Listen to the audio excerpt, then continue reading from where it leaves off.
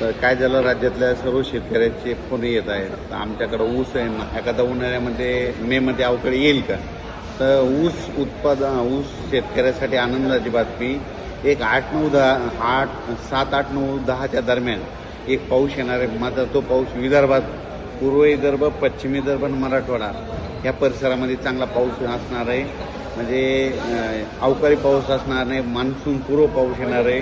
म्हणून ही विदर्भ, मराठवाड्यातल्या शेतकऱ्यांनी हा अंदाज लक्षात येतात. मग सांगायचं झालं तर 7 तारखेला म्हणजे नागपूर, वर्धा, भंडारा, गोंदिया, चंद्रपूर, यवतमाळ, वाशिम, हिंगोली, त्याच्यानंतर नांदेड, अकोला, अमरावती, परभणी ह्या पट्ट्यामध्ये काय होणार आहे, 7 तारखेला तिकडं ते अवकाळी मान्सूनपूर्व अवकाळी पाऊस येणार आहे. म्हणून हे अंदाज लक्षात यायचा. त्याच्यानंतर 8, 9, 10च्या दरम्यान हे पाऊस धाराशिव जिल्हा, लातूर जिल्हा, बीड जिल्हा, परभणी जिल्हा, जालना जिल्हा, इकडं बुलढाणा जिल्हा, अकोला, अमरावती, वर्धा, नागपूर, भंडारा, गोंदिया, चंद्रपूर, यवतमाळ, त्याच्यानंतर नांदेड, परभणी, बीड ह्या परिसरामध्ये काय होणार आहे की 8, 9, 10च्या दरम्यान खूप पाऊस येणार आहे. म्हणून हा अंदाज सर्व शेतकऱ्यांनी लक्षात घ्यायचा. त्याच्यानंतर कडाष्टी, बीड त्या परिसरामध्ये 2, पुणे या परिसरात देखील 8, 9, 10चा हे मान्सूनपूर्व अवकाळी पाऊस येणार आहे. म्हणून हा अंदाज लक्षात घ्यायचा. त्याच्यानंतर कोल्हापूर जिल्हा, सातारा जिल्हा त्या परिसरात देखील हा अवकाळी पाऊस येणार आहे. म्हणून हा अंदाज लक्षात येतात. सर्वदूर पडणार नाही, पण भाग बदलत पडणार आहे. फक्त पाऊस मात्र पूर्व विदर्भ आणि पश्चिम विदर्भामध्ये तिकडे जास्त असणार आहे. मराठवाड्याकडे थोडं कमी होईल. लातूर जिल्ह्यात एक थोडा जास्त राहील. सोलापूर जिल्हा, लातूर जिल्हा, नांदेड जिल्हा, आदिलाबाद, तेलंगणा तिकडं जरा जास्त पडणार आहे पाऊस. हे अवकाळी पाऊस असणार आहे. म्हणून ऊसवाल्या शेतकऱ्यासाठी आनंदाची बातमी. त्याच्यानंतर शेतकऱ्याचे फोन येत आहेत. तर सर्व शेतकऱ्याला सांगू इच्छितो की आता कंप्लीट 35 दिवस पावसासाठी राहिलेत. म्हणून तुम्ही शेतीची कामे करून घ्या. जवळपास माझा तर अंदाज आहे 12 मे ते 17 मेच्या दरम्यान अंदमान बेटावर मान्सून दस्तक देणार आहे. म्हणून ही सर्वप्रथम शेतकऱ्यासाठी आनंदाची बातमी. आत्तापर्यंत दरवर्षी कसं असतं, कधी 19 मे, 20 मे, 21 मेला अंदमान बेटावर मान्सून दाखल होतं आणि तसं वातावरण तयार होतं आहे. पण यावर्षी तुम्हाला एक सांगू इच्छितो, 10 मेपासूनच तिथं वातावरण बनायला सुरुवात होणार आहे. पण 12 आणि 13 तारखेला मात्र अंदमान बेटावर मान्सून दस्तक देईल.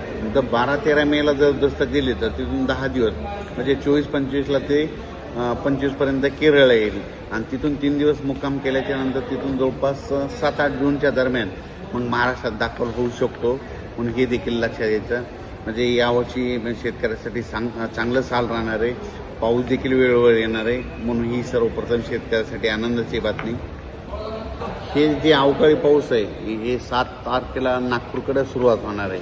म्हणजे पूर्व विदर्भाकडे 7 तारखेला सुरुवात होणार आहे. 8ला देखील मग 8, 9, 10च्या दरम्यान तो काय होणार आहे, मग मराठवाड्याकडे येणार आहे. मराठवाड्यातून काही भाग पश्चिम महाराष्ट्राकडे जाणार आहे. म्हणून हे लक्षात येतं. पण सगळीकडे हे पाऊस नाही, फक्त पूर्व विदर्भ, पश्चिम विदर्भ, मराठवाडा आणि पश्चिम महाराष्ट्रातील काही जिल्ह्यामध्ये हे अवकाळी पाऊस असणार आहे. म्हणून हे अंदाज, ज्यांचे कांदे असेल तर तुम्ही काय करा, कांदे काढून झाकून ठेवू शकता 7 तारखेपर्यंत.